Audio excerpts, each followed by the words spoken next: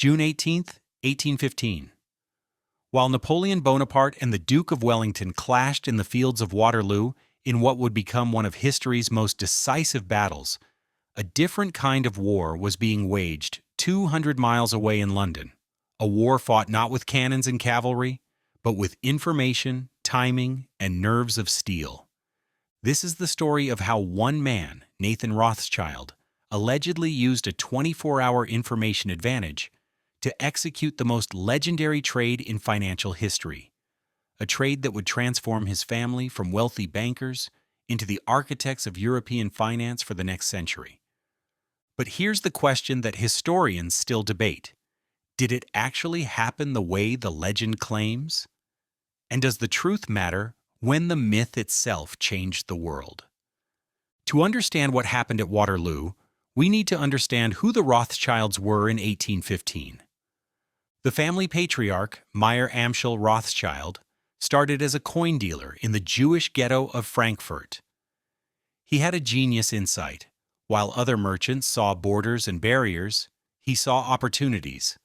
He strategically placed his 5 sons across Europe's financial capitals: Nathan in London, James in Paris, Salomon in Vienna, Amschel in Frankfurt, and Karl in Naples. This wasn't just a business strategy, it was an information superhighway before telegraphs existed. By 1815, Nathan Rothschild had already made himself indispensable to the British government. While Britain was funding the coalition against Napoleon, Nathan had developed an ingenious system to smuggle gold through Napoleon's blockades to pay Wellington's troops on the continent. He used a network of agents, coded messages, and financial instruments that moved money faster than anyone thought possible. But Nathan wanted more than to be a useful banker. He wanted to be the most powerful financier in the world. In June 1815, everyone in Europe knew the final confrontation was coming. Napoleon had escaped from exile in Elba, raised a new army, and was marching to reclaim his empire. The British and Prussian forces, led by Wellington and Blücher, were preparing to stop him.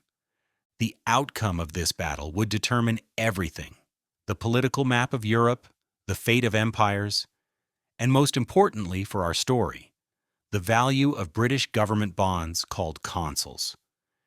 Here's what you need to know about consols. They were the backbone of British public finance. When Britain was winning, consols went up. When things looked bad, they plummeted. And in June 1815, with Napoleon back and everyone terrified of another 20 years of war, consols had been falling hard. Nathan Rothschild held a massive position in these bonds. If Wellington lost at Waterloo, Napoleon would likely invade Britain, and Nathan's fortune would be wiped out. If Wellington won, consols would soar, and Nathan would make millions. Everything depended on information, and getting that information before anyone else. On June 18th, 1815, approximately 140,000 men faced each other near the Belgian village of Waterloo. It was brutal, chaotic, and for most of the day, impossible to predict. Napoleon attacked Wellington's forces repeatedly. The British held, but barely. Everything hinged on whether the Prussian army under Blücher would arrive in time to support Wellington. If they didn't, Napoleon would break through and quite possibly win. By late afternoon, the Prussians arrived. Napoleon's army was caught between 2 forces. By evening, it was a complete rout. Napoleon's empire was finished. Europe was saved.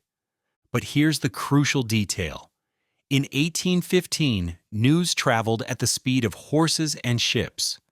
London was 200 miles across the English Channel from Waterloo. Under normal circumstances, it would take days for official news to reach London. This is where Nathan Rothschild's intelligence network comes in. According to the most popular version of the story, Rothschild had stationed a trusted agent named Rothworth near the battlefield with one job: get word of the battle's outcome back to London faster than anyone else, including the British government. The moment the battle was decided, Rothworth supposedly raced to the Belgian coast, crossed the channel in a private boat despite rough weather that grounded other vessels, and delivered the news to Nathan Rothschild in London on the evening of June 19th. A full 24 hours before Wellington's official dispatch arrived. Now Nathan had the most valuable commodity in the world: exclusive knowledge of the future. Here's how the legend says it went down. On the morning of June 20th, Nathan Rothschild walked onto the floor of the London Stock Exchange. He took his usual position at his pillar. Yes, he literally had his own pillar where he always stood to trade. But instead of buying consoles like everyone expected if he had good news, he started selling. Aggressively. Urgently. Dumping massive amounts of British government bonds. Other traders noticed immediately. Rothschild is selling. The panic spread. Rothschild knows something. Wellington must have lost. Napoleon has won. A selling panic erupted. Everyone wanted out of British bonds. The price cratered. Consols went into free fall. And then quietly, through agents and intermediaries positioned throughout the exchange, Nathan Rothschild started buying. Not as himself, that would be too obvious, but through proxies.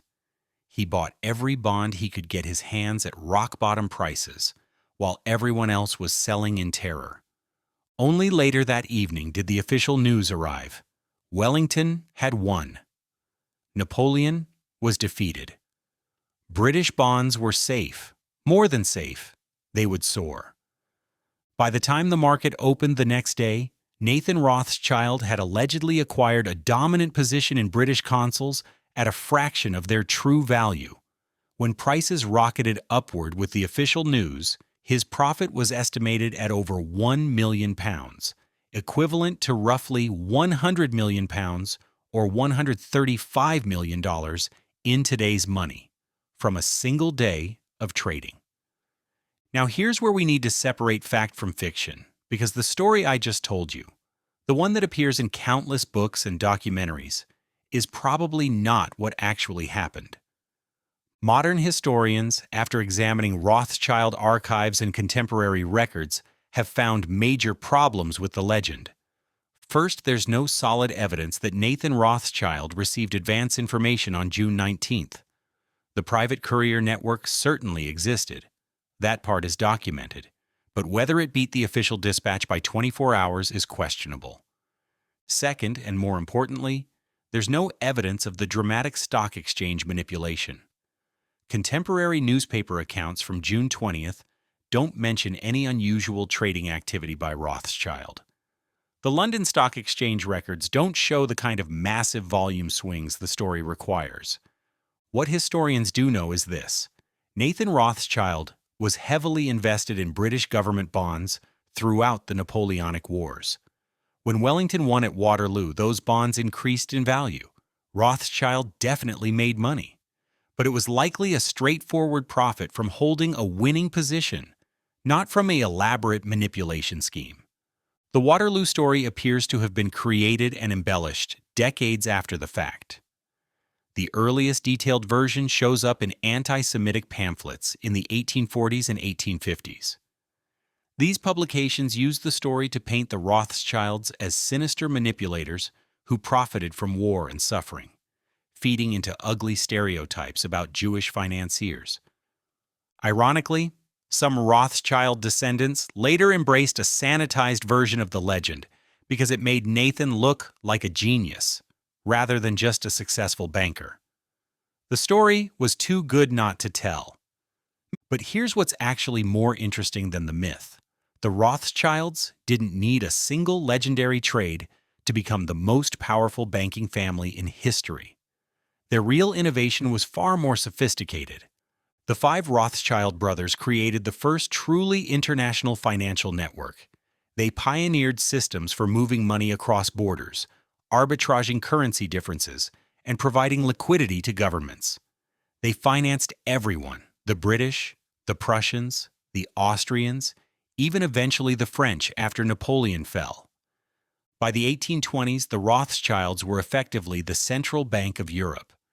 When governments needed to borrow money, they went to the Rothschilds. When wars needed financing, the Rothschilds provided it. They financed railways, mines, the Suez Canal, and the industrialization of Europe. Nathan Rothschild did make a fortune around the time of Waterloo, but not from insider trading, from being the most efficient financial intermediary in Europe during a period of massive capital flows.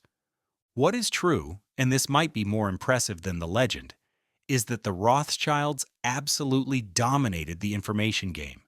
Their courier network was faster than government dispatch systems for decades. They used carrier pigeons, fast horses, coded messages, and later were among the first to use telegraph technology. They had agents in every major port, every exchange, every capital. This information advantage allowed them to profit from arbitrage opportunities, anticipate market movements, and position themselves advantageously in ways that compounded over years. It wasn't one spectacular trade, it was thousands of small advantages that added up to an empire. The Waterloo story persists because it's a perfect parable. It has everything: a world-changing battle, a brilliant outsider, a clever scheme, instant wealth, and the suggestion that history's outcomes are determined as much in counting houses as on battlefields. It also feeds into our fascination with the idea that somewhere, someone knows something we don't, and they're getting rich from it. So what can we actually learn from the Rothschild story, both the myth and the reality? First, information asymmetry is one of the most powerful forces in finance. The person who knows something before the market does has an enormous advantage. This is why insider trading laws exist today, because if people believe the game is rigged, markets stop functioning. Second, networks matter more than individual brilliance. The Rothschilds' real genius wasn't Nathan's trading acumen, it was Mayer Amschel's vision of creating a family network that spanned Europe. That structure was worth more than any single trade could ever be. Third, reputation and myth can be as valuable as reality. Even if Nathan Rothschild didn't execute the legendary Waterloo Trade, people believed he did. That reputation for being smarter and better informed than everyone else became a self-fulfilling prophecy. People wanted to do business with the family that supposedly pulled off the greatest trade in history. Today, we see similar dynamics playing out. High-frequency trading firms spend millions to get their servers physically closer to exchanges to gain microseconds of advantage. Hedge funds pay massive amounts for alternative data, satellite images of parking lots, credit card transactions, shipping routes, anything that might give them information before it becomes public. The game has changed, but the principle hasn't. In finance, knowing first is everything. The Rothschild Waterloo legend is probably false, but in a way, that makes the true story more remarkable. The Rothschilds didn't need one magical trade to build their empire. They built it through decades of steady execution, strategic positioning, and systematic information advantages. That's not as exciting as the legend, but it's a lot more instructive. Because in the real world, fortunes are rarely made in a single dramatic moment. They're built through networks, information, timing, and relentless execution over time. Nathan Rothschild understood that. Even if he never pulled off the Waterloo Trade, he pulled off something far more impressive. He built a dynasty that shaped the financial architecture of the modern world. And that's a legacy no legend could improve upon.